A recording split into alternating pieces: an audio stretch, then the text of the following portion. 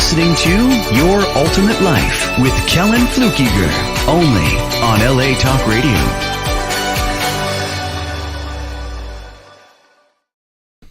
Hello and welcome to today's episode of Your Ultimate Life, the show completely dedicated to helping you create a life of purpose, prosperity, and joy by using the gifts you have, the skills you have, and your life experience. I'm excited today to have a special guest today with you, Brooks Elms. It's a Hollywood screenwriter. Brooks, welcome to the show. Thank you. It's great to be here. So I'm going to start in a really weird place. Perfect. And that is this. I want you to, and this is a question that's really important to me, and it's important for me to talk about too. Can you tell me, in your own opinion, how Brooks is adding good to the world? Ooh. I add good to the world through my enthusiasm for telling stories, for my devotion to my audience to help them vicariously live through the heroes of the stories that I tell, so that the audience goes for this transformation process from a vice to a virtue experience.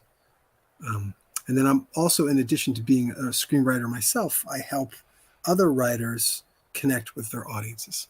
So that goodness comes from, to summarize, all things doing with storytelling at scale. I love that. And I know that the listeners don't know this, but there's nothing scripted about any of this. And it's not an attempt to catch anybody off guard, but adding good to the world is a choice. What brought you to where, often we're only concerned about, our meals and our status and our money and everything else. Adding good to the world is a conscious choice that we do that is a result of something besides that. What brought you to this thing that makes you want to help people, add good to the world, make people's lives better, create better stories, more powerful connection? Tell me about how you got there. It started for me when I was maybe a teenager. There were times when I was making movies or involved in school plays where I was very deeply sort of connected to what I was doing and just very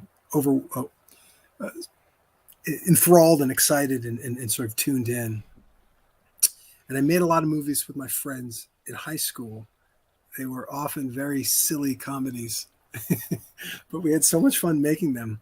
And we would show them to people and people would laugh. And it was like, wow, that energy came from me and my friends creating this thing and then showing it. And the reaction that people were having when they would see it was really very special for me. And it spoke to me very deeply.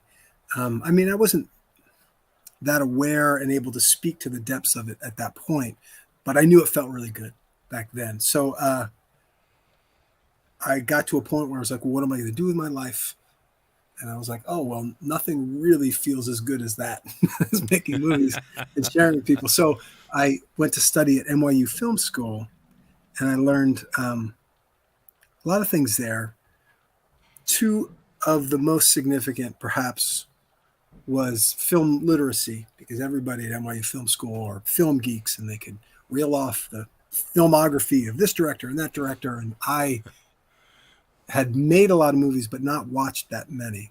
So that was really exciting. And then from that, getting a sense of film literacy, the other main thing I think I picked up from NYU was a sense of doing something from a personal place. And so I started creating work that was more personal to me. And then that gets to your question about the goodness. I just loved it. I loved creating the stuff myself. I loved being around other people that were creating, and I loved helping them create it. And when something comes together, when there's a movie or a show that really works beautifully, it is goodness. And it's goodness because it's giving people clarity about a particular theme, really. It's a life lesson that's just wrapped into this narrative. And when it's done really beautifully with a team of creators, that energy comes through them and into the people. And then the people watching it get so excited that, I've got two movies from posters that are behind me that I love so much. I had nothing to do with personally, but I just love them so much. I saw them many years ago, and I think about them, and I still get excited. That energy. So that to me is goodness. That's infinite and really wonderful. If that makes sense. Yeah, it makes perfect sense. So, what? Why is it? And people know this sort of intuitively, but why is it that storytelling, like the context of the arc and the character development, why is it that storytelling is so pervasive, so powerful in our world, in our own lives, in our developmental journeys, and all that? Talk about that a little bit. Because it works. And what happens is we could have any sort of thoughts, and we do have all sorts of thoughts about anything. Some thoughts that are very simple, some thoughts that are complex. But narrative is a thought pattern that stacks up thoughts and theories in a bundle. And that bundle experience is amazing when it's crafted with such beauty. So, for example, 100 years ago, the film industry began, right? So photography started before that, but once moving images, the technology came about, a totally new industry, we could have done anything. We could have just had, landscape moving images. We could have done anything. But what happened was narrative came roaring through and basically took over the medium in a sense. Now, there's still other ways of doing things with moving pictures, but why? Why did narrative take hold? And it's because it's effing awesome. It's just a great way to think about life, to make sense of our experience of being alive. Narrative coalesces, I don't know if that's the right word, but brings together patterns of thought. So, for example, we get up in the morning and we say, hey, I'm hungry, right? We are the hero. The hunger is an experience, and we go, well, there's going to be a goal. I'm going to go get some coffee and some breakfast. And then the conflict is, I'm out of that food or something. That basic pattern, desire, goal, conflict, is a gravitational center of just how we experience life. So narrative is basically beautiful derivations of that same pattern in all sorts of different genres and all sorts of fanciful ways. But at the core, it's just, we have this experience of being alive, of craving satisfaction. Narrative is a way of sort of spinning that pattern into a story so that you can, and wrapping it around an idea about cowardice to bravery, or any vice to virtue, really, if it's a narrative transformation story. I love that. And it makes me wonder, like, I know you work with writers, and you and I had a conversation the other day about writing, because I've written a lot of books. I'm sure this happens all the time. Someone comes to you and talks about it, story and whatever, and then they go down the road of, I don't really have a story, or I can't really do it, or I'm not sure I have much to offer. And they either don't see, or they heavily discount a narrative which you can see is completely differently.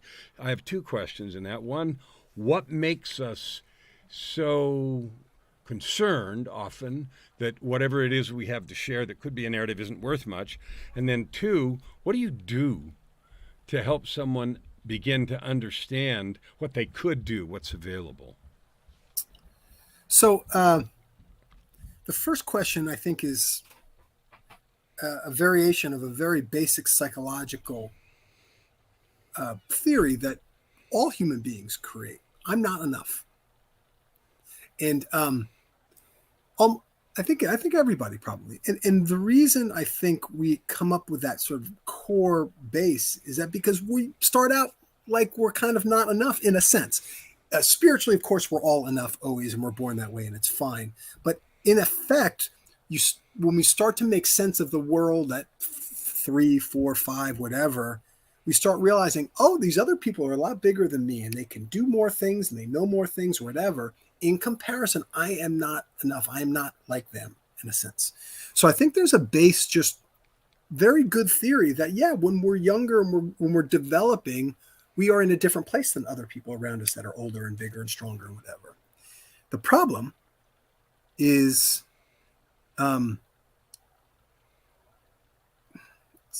not allowing ourselves to update that theory so that as we grow older, then we really are enough. We really then can do other things, and not in a grandiose way, but no better or worse. Just like, no, now I can make decisions and take part in the community and do all those things.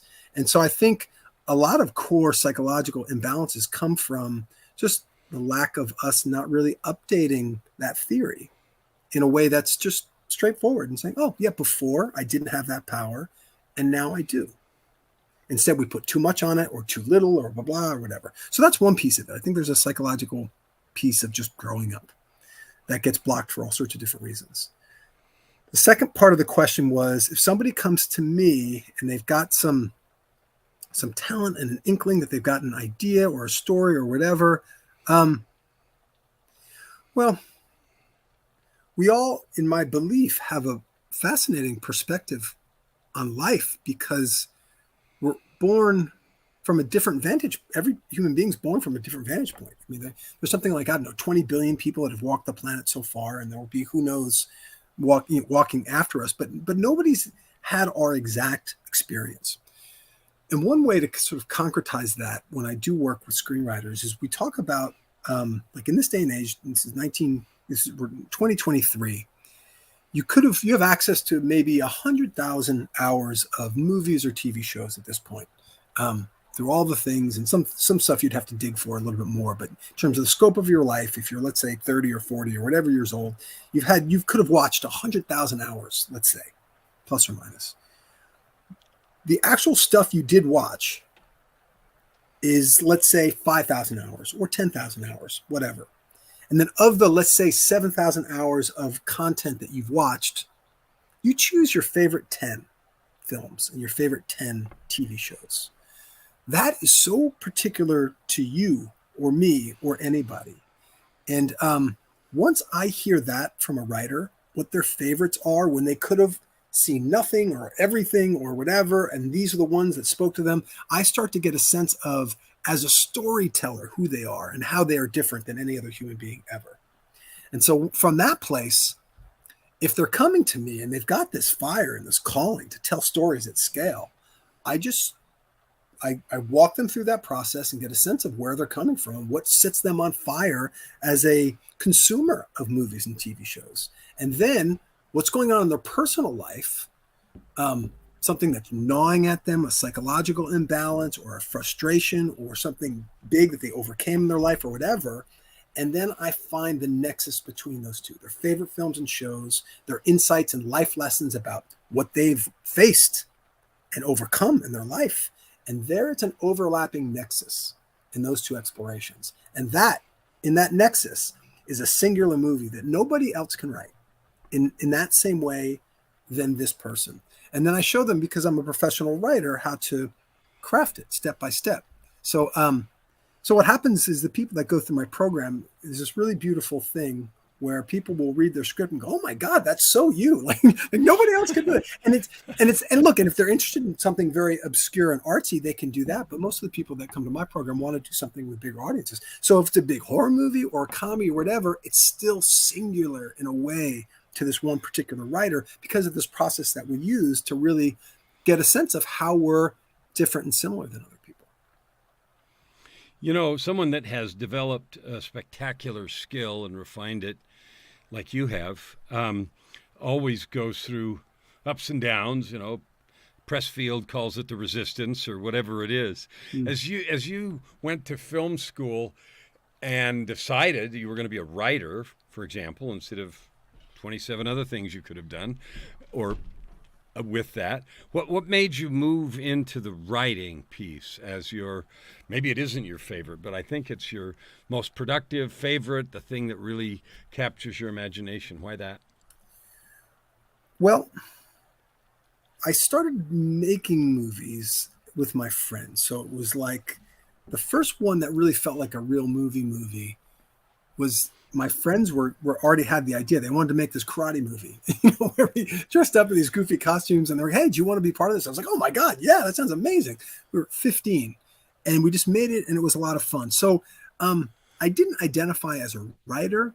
In fact, I came on to that project as an actor, but it didn't matter. It was so collaborative. I mean, I had a sports background, so I was very team centered anyway. And those are guys I played sports with sometimes. So it was best idea wins right from the beginning. And that was part of the fun of it.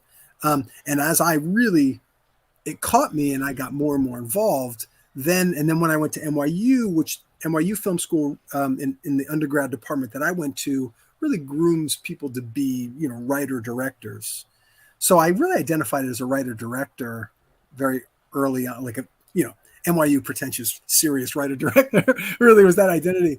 And then I wrote, directed, produced a few independent feature films, and they were good for what they were, but I knew there was another level that I could get to.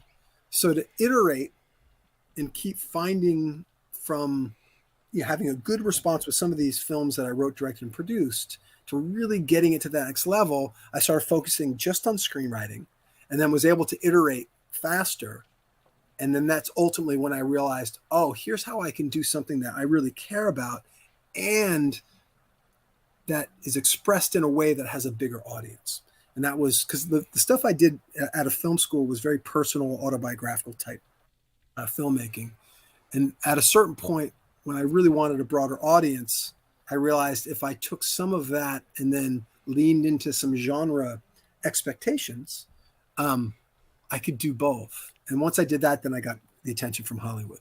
So, and then from there, I've always been friends with writers and filmmakers and whatever. And I was teaching a class at UCLA Extension, and that was fine. But I felt like the experience of making movies and sharing them with people and having really deep connections with people. Plus, I had this background in personal growth, men's groups and things like that.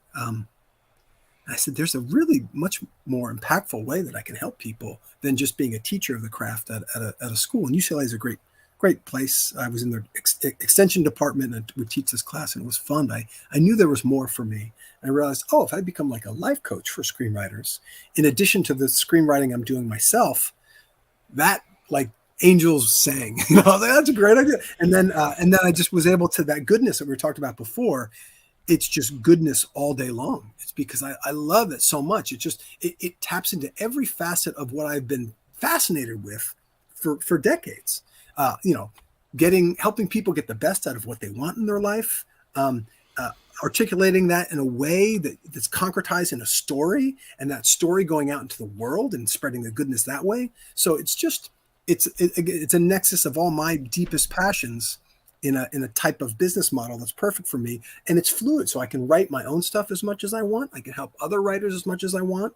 So it's been a really beautiful experience for me. And you spoke to a little bit of like challenges along the way. In theory, I could have probably been doing something like this many years ago, but it took me, the particular road to learn this discovery and that discovery. Like one big discovery was when I got to Hollywood and started getting their attention. I was like, this is great.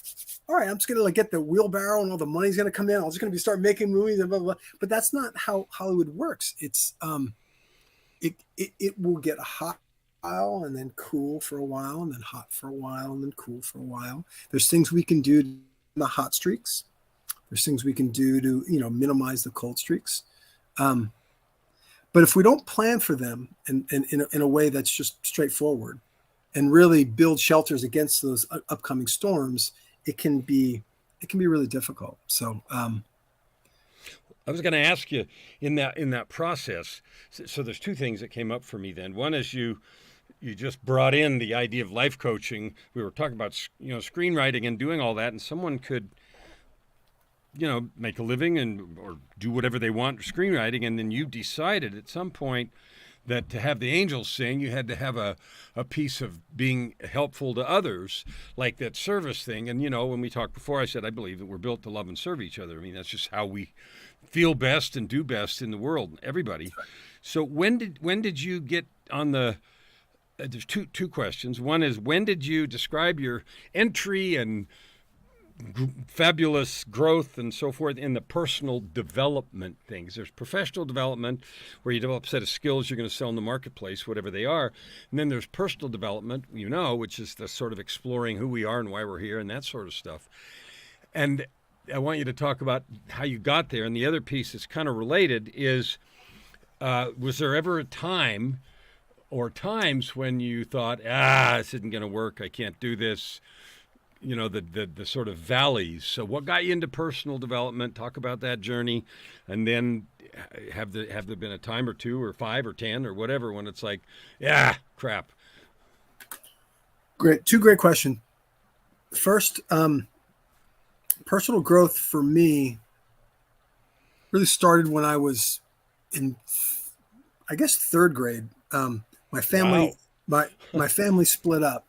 So my parents, my dad, we were all living in Akron, Ohio. My dad was a PR executive for Goodyear. He was head of PR department, and he used to be able to get us rides on the Goodyear blimp. So it was really exciting. Anyway, and then my mom grew up on Long Island, so we would go out to Long Island in the summer times.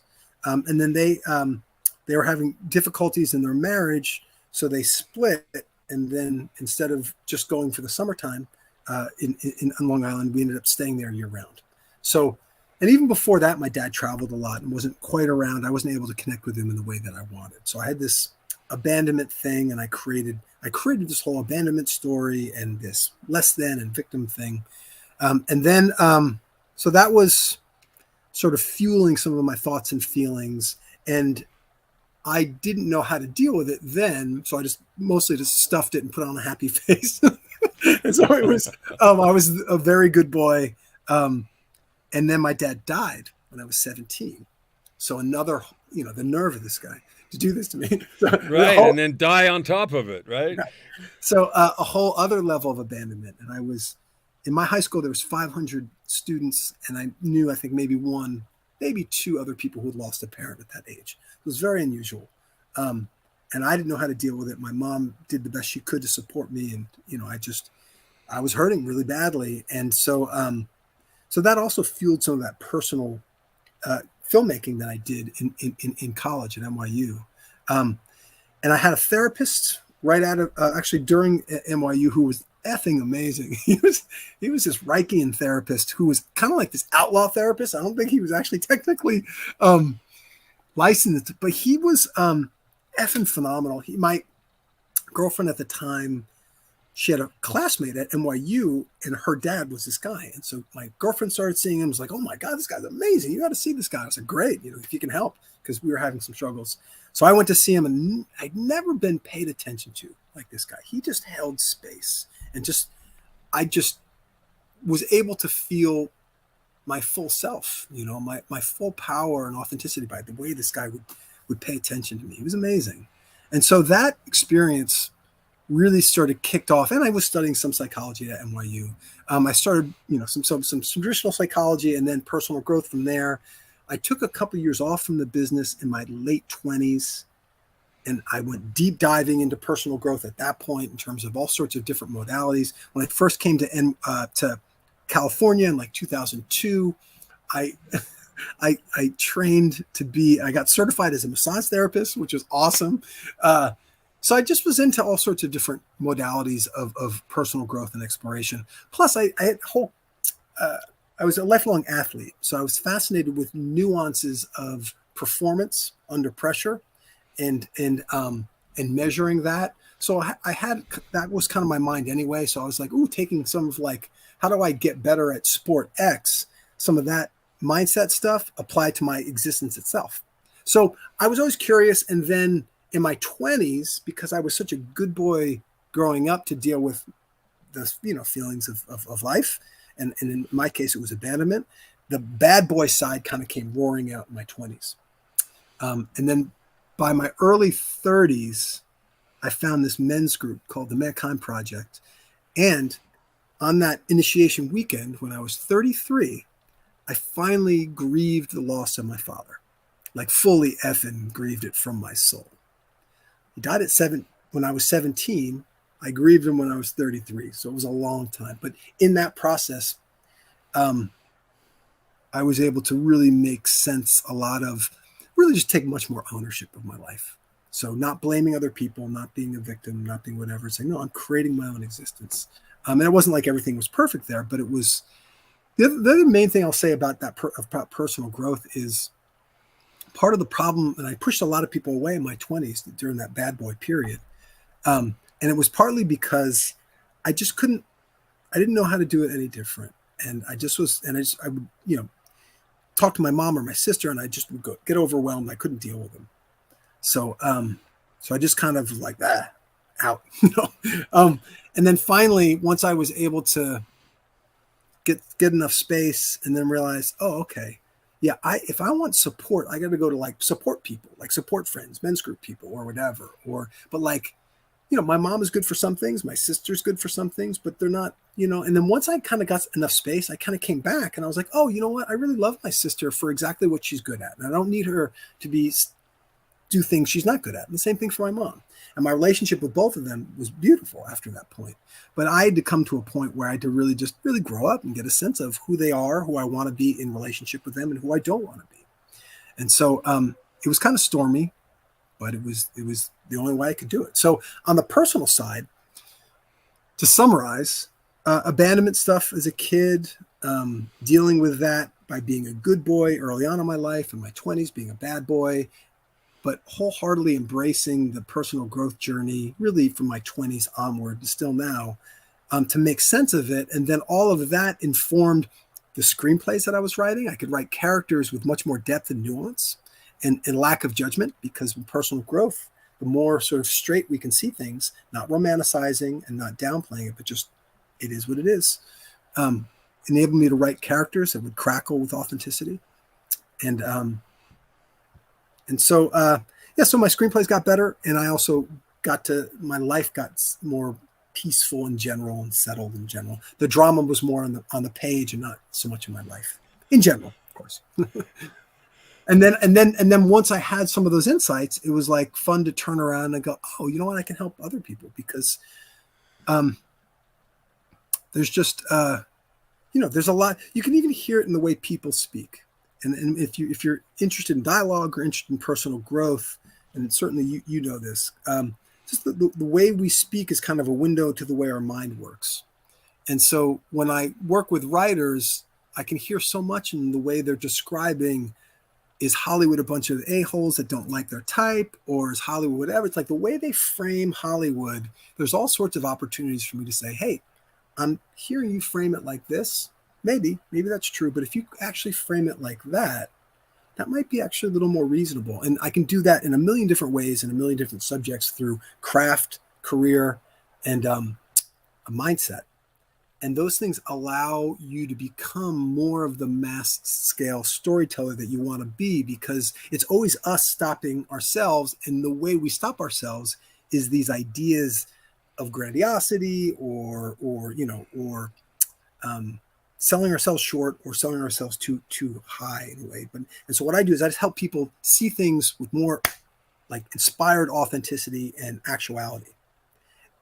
Which is what we need to do as great screenwriters anyway. We need to say, look, this is really what the hero is and what the real goal is and the real conflict is. And when we can articulate that with specificity, it crackles with that authenticity and it blows people the F away. And dialing that in is a really exquisite process of just getting to know ourselves in really nuanced, specific ways. So the experience of realizing your vision in a screenplay is the best personal growth thing ever. So, and as a guy who loves personal growth and loves screenwriting, that's part of that whole Nexus experience for me. It all really comes together. So one of the things that you said repeatedly during that, in both subtle and direct ways, is the ownership piece. You described it in the relationship with your sister and your mom. You expected a certain thing, and the thing that changed wasn't them, it was you. That's right. And then in the context of understanding life and how you talked about those writers, their view of Hollywood didn't change. They made a choice, at your suggestion, to frame whatever they want. So, and there were several others during that conversation you had.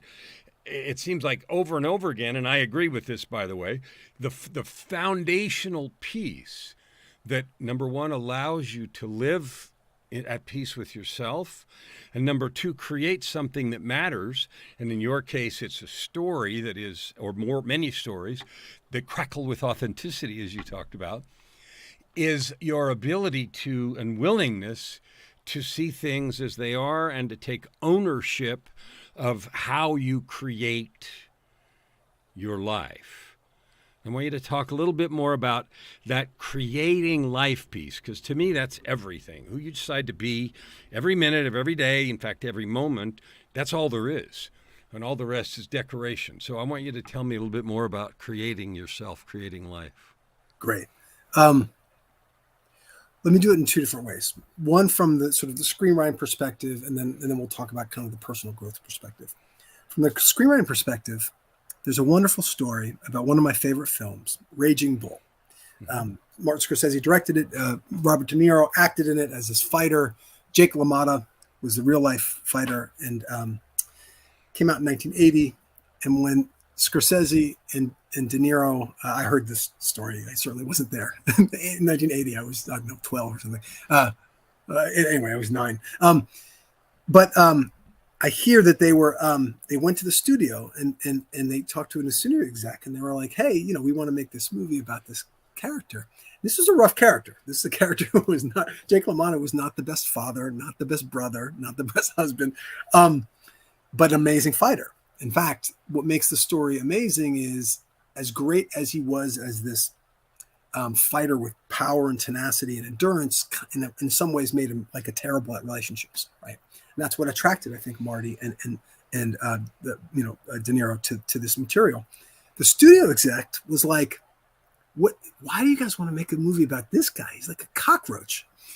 And De Niro reportedly said, "No, he's not." And that's it. Just that simple. No, he's not.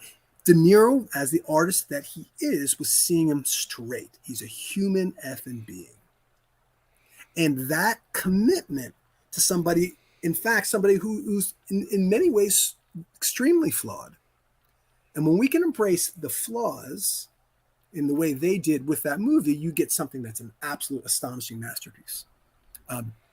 Because it's all those things. He's this amazing fighter, and he's a terrible person, and gets to the end of a life where he can kind of at least be at peace with himself for the storms of his existence. Okay, so that's from an artist or writer's perspective in terms of judgment of what is, and ideally lack of judgment, just seeing it straight. From a personal growth perspective, I would invite anybody listening to this to use that same lens that I just spoke about in terms of how De Niro saw that character straight. So straight. To use that same lens on your own deepest passions, or passion. And there's a range. There's people who already are aware of their passion, and they're not. There's something about the way that they're seeing their passion, that they're not using it to be of service to themselves and the community, right?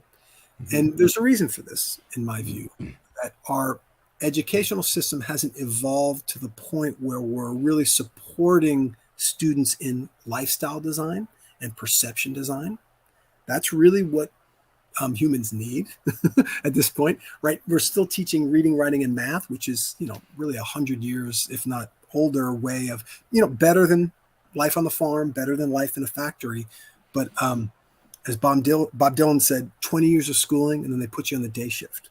It's really kind of more of a factory type lifestyle design that they force students to do. So the reason I bring it up is because it totally F's people it divorces them from their real calling, from their life purpose. Like, how many people do you know that graduate high school at age 18 and then have this beautiful free lifestyle design? Like, zero. Well, why? Yeah, that would be zero.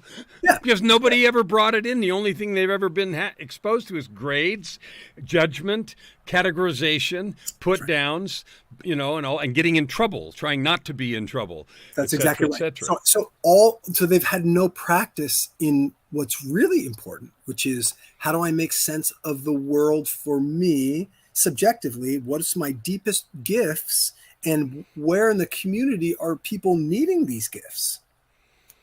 Right? That's what it's all about. And that is learnable for 15-year-olds and not being taught, unfortunately. So anyways, so what do we do about it? You got to figure your shit out. And a lot of artists are really effed because the arts gets often very squashed. So they have this passion. They know they love painting or poetry or sculpture or whatever, and they have no real training in how to sort of do that in a way that's in legitimate service to the community. So anyways, the point being is like, you got to be honest about what you care most about. That is the thing that, like, if you're not going to do what you care most about, then like, what's the alternative? Because the alternative is what you kind of learn in school is, well, they told me I got to jump through the hoop and get the grade, but that's all bullshit.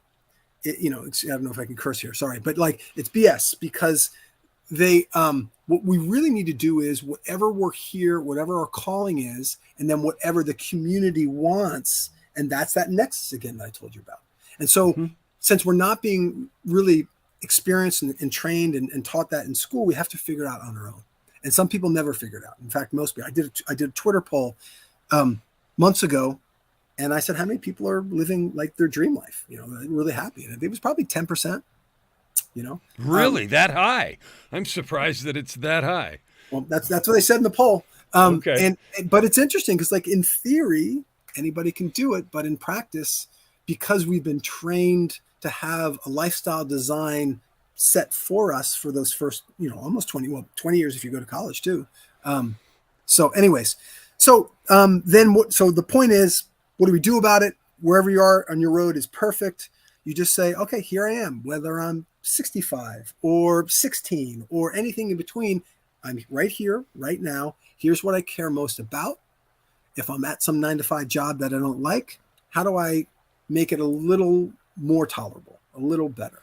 If you know what I mean? It's like, wherever you are, take one little step forward, and eventually try to get to a point where you are in the calling of your existence all day long in a way that's most in service to other people, because that's the most joy you're going to have in your life, the most goodness you'll be creating as a byproduct of being aligned with your deepest life purpose, and of biggest service to the community. Like, one of the things I like about you is you have these really big goals to impact so many people.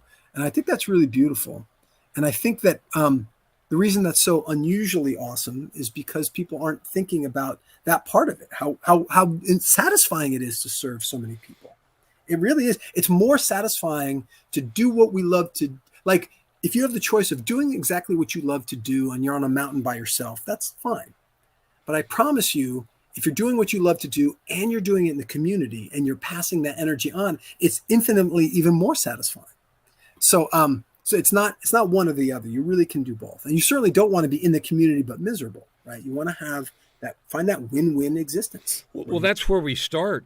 Because of the framework, the way it is, we're in the community and we sell skills. We sell our skills as a lawyer, dentist, pizza delivery person, or whatever.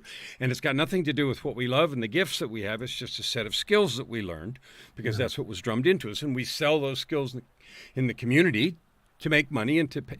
But we have this yearning inside, and so there's this eternal mismatch. And 70-something, 80% of people don't like their jobs because there's not that nexus that you talked about, where you then realize, and this is the thing, so many people that I hear, they say, well, yeah, I'd love to do what I love to do, but I can't make a living. Nonsense. If you do what you love to do and combine it with skills that you learn, you're going to have something more valuable. More valuable than just some crap you learn to do, some skill. I don't care what it is. If you add to it the natural gifts and the yearning and all the rest. So I love that, and it's true, and I'm all excited because I wholeheartedly support life design. You can make the most impact, you can have the most fun, and you can make the most money. Now I want to make sure you tell people all about how to find out more about you. Like, we've talked before 2 or 3 times, but I don't really know if and where you're active on social, websites, where can they check out some of your brilliant writing work that you've done? Like, tell people now where they can go find out more about Brooks. Well, if you're adventurous, you can just Google me, Brooks Elms, BROOKSELMS, or search me on YouTube. You'll see all sorts of resources there. Or specifically, the best place is probably my Twitter account, which is now being renamed X. So either twitter.com Brooks Elms or x.com is probably coming Brooks Elms. But yeah, just search me. I'm not hard to find. And then what you'll find is the experience will be, you'll see a video of me. It'll kind of like this. You're like, this guy's kind of strange, but he's kind of making some sense or whatever, or not. Maybe it's just, I'm the strange guy. And that's how I'm serving you, as somebody that gets you to the next thing. And that's fine. Other people will go, no, there's something to this guy. And I do have a screenplay that I want to write, or I've been trying to write screenplays and I'm stuck or whatever. And just keep following the breadcrumbs, get closer and closer to me. And then, if synchronicity is smiling upon us, maybe we'll get into a conversation and I will help you move forward. Here's an interesting thing about, talking about what we're talking about. So, in that period of my life when I was really in some despair and saying F the world and I needed to really figure things out, the bad boy. Was that the bad boy 20s? Okay. That's right. Yeah, I asked you for the ups and downs, and it sounds like 25 was a pit. It was later 20s for me, and it was dark. Okay. I told the whole world to F off, but I had this wonderful massage therapist at the time, and we had this great conversation, and he told me this story about this. It was an Indian mythology story or whatever, but it was about this guy who basically got to a point in his life where he just was taking people across a river, just taking from one side of the river to the other. One side of the river to the other. And for some reason at that point, it effing terrified me. Like there's something psychological that scared me.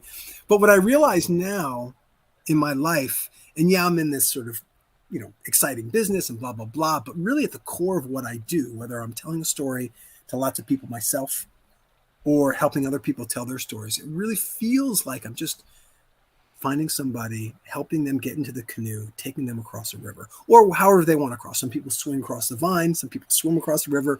I have all sorts of ways to get them across, and I love it.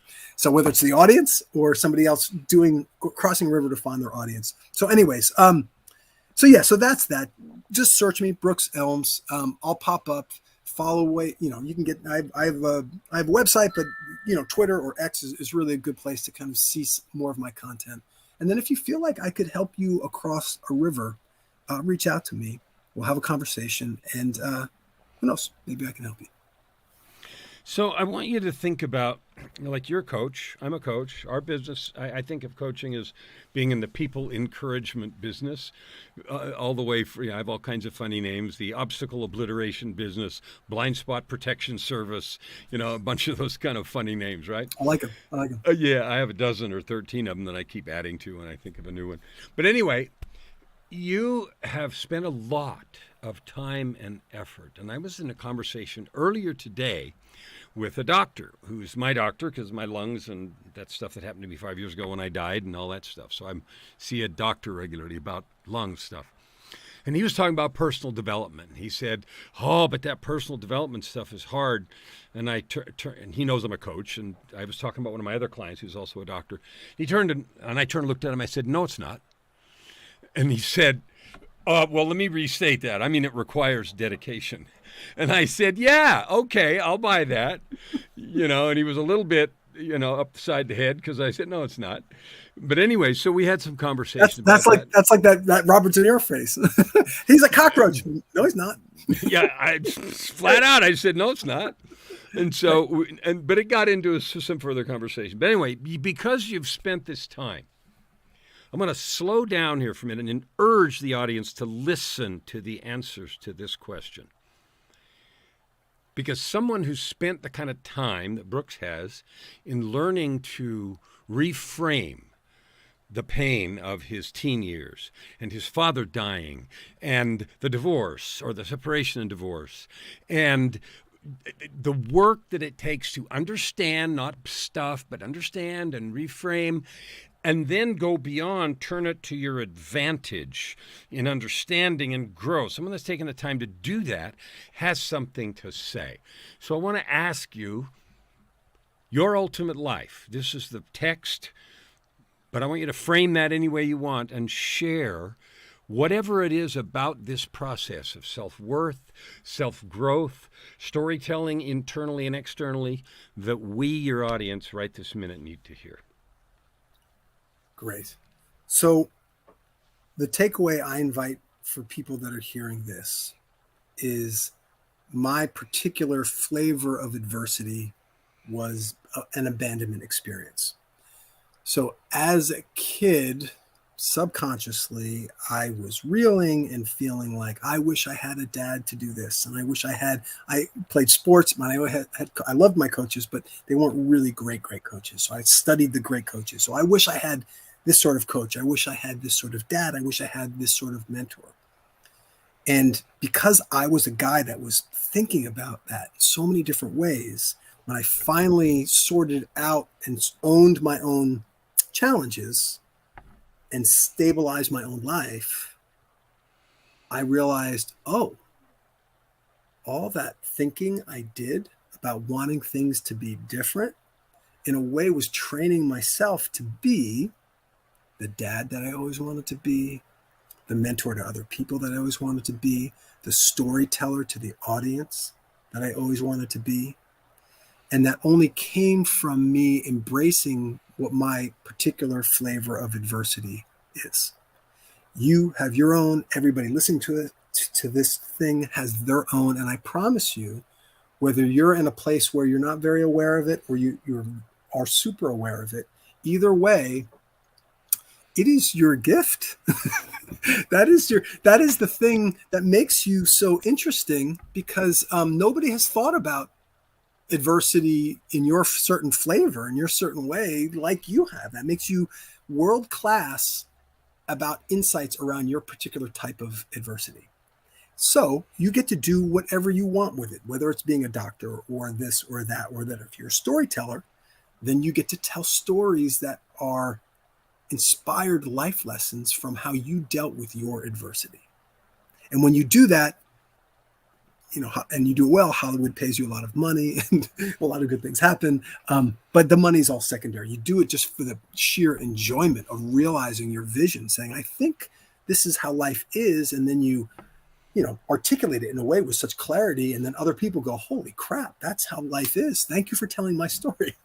And of course, we told our own story. So does that answer the question in the way you were hoping? I had no expectation.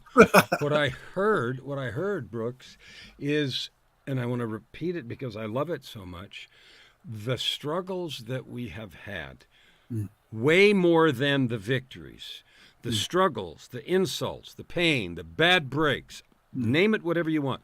That is the building blocks for the richness of the texture and fabric of your life. So I don't care where you are. What I just heard him say is that all of the bad juju, breaks, is the texture of growth, is your opportunity and here's why. Stretch.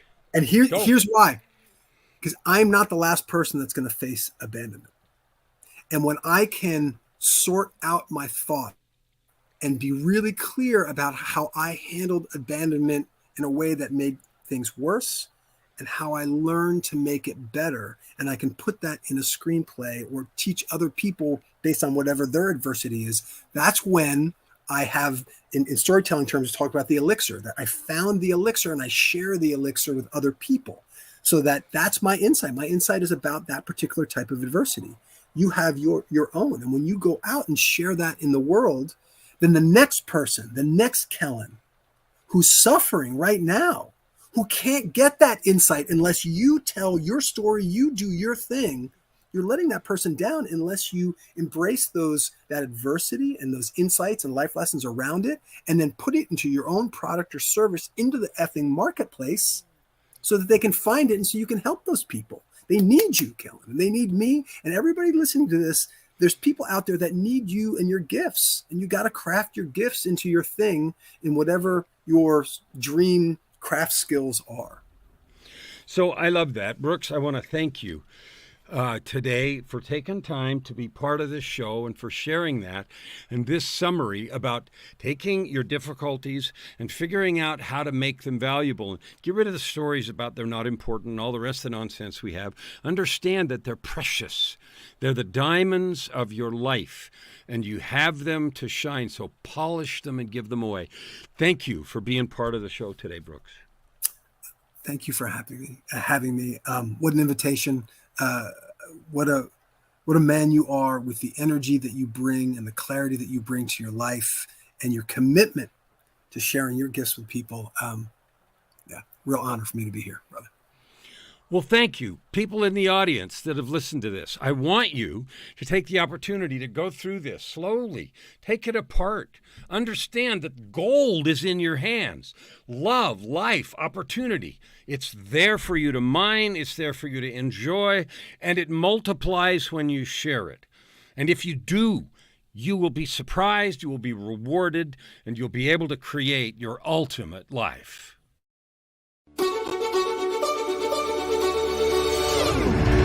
You're listening to Your Ultimate Life with Kellan Fluckiger, only on LA Talk Radio.